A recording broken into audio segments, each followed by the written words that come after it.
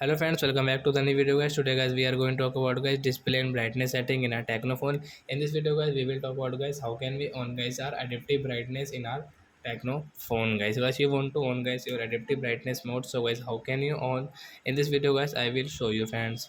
So before starting video friends I want to tell you guys if you're in my channel, so friend first of all guys subscribe my channel, click the bell icon and like my video. So friend first of all guys open your phone setting to on guys adaptive brightness guys. So we will on our phone setting, and guys you can see guys your display and brightness settings and tap here.